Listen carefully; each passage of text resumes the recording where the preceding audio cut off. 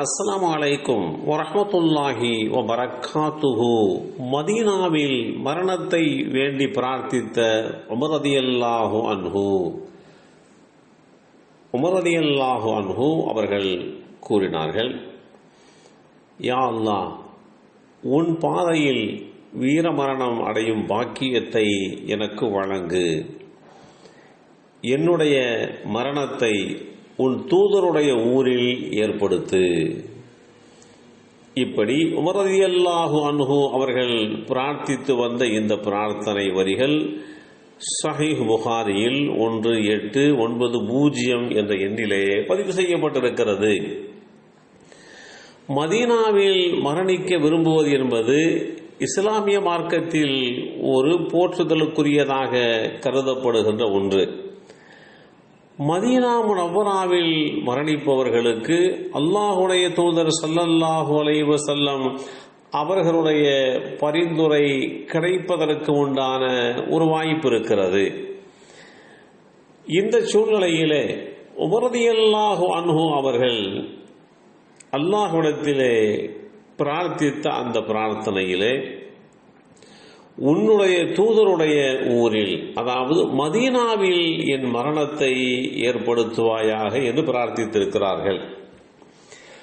அதற்கு முதலாவதாக உன் பாதையில் வீரமரணம் அடையும் பாக்கியத்தை, அதாவது வீர தியாகி, வீரமரணம், ஷஹீத் என்கின்ற அந்த மரணம் தனக்கு கிடைக்க வேண்டும் என்று பிரார்த்தித்திருக்கிறார்கள்.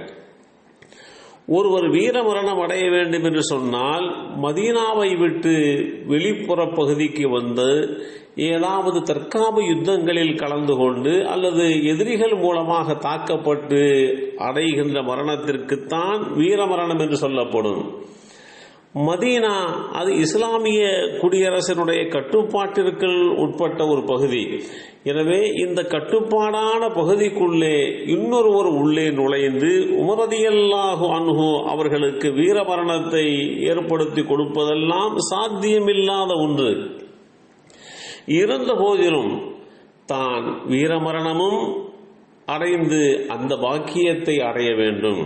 அதே போன்று மதீனா முனவ்வராவிலேயே அந்த எல்லைக்கு உட்பட்ட பகுதிக்குள்ளேயே தன்னுடைய இறுதி முடிவு மரணம் அமையப்பெற வேண்டும் என்று எதிரும் புதிருமான இந்த பிரார்த்தனையை பிரார்த்தித்த போது சிலர்கள் கேட்பார்கள், உமர் அவர்களே, நீங்கள் கேட்கின்ற இந்த பிரார்த்தனை எதிரும் புதிருமாக இருக்கிறது, இது எப்படி சாத்தியப்படும்?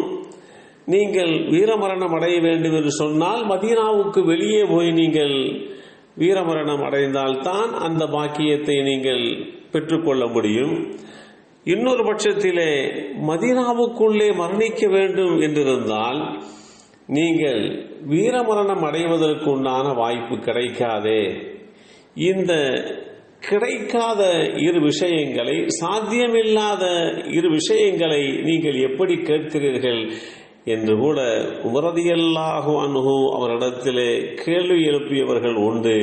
அதற்கு அவர்கள் சொன்ன பதில், தான் வீரமரணம் அடைய வேண்டும் என்பதே தனது லட்சியம், அது ஒரு பெரிய பாக்கியமாக நான் கருதுகிறேன்.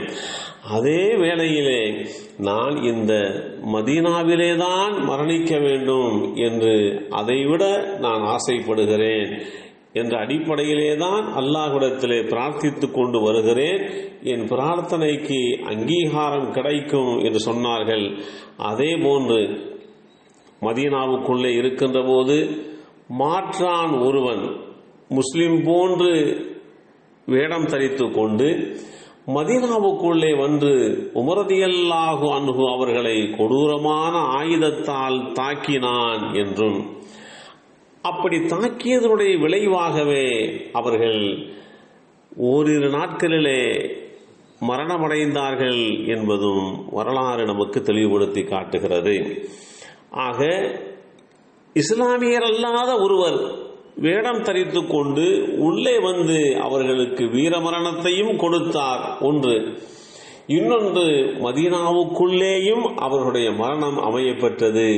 இந்த இரண்டும் சாத்தியமில்லாத ஒரு எதிரும் புதிருமான ஒன்றாக இருந்தாலும் உமர் ரலியல்லாஹு அன்ஹு அவர்களுக்கு அப்படிப்பட்ட பாக்கியத்தை அல்லாஹ் வழங்கினான் என்பதை புகாரி ஷரீஃபிலே அவர்கள் கேட்ட அந்த பிரார்த்தனையின் அடிப்படையாக இருக்கக்கூடிய வியாக்கியானங்கள் நமக்கு தெளிவுபடுத்தி காட்டுகிறது.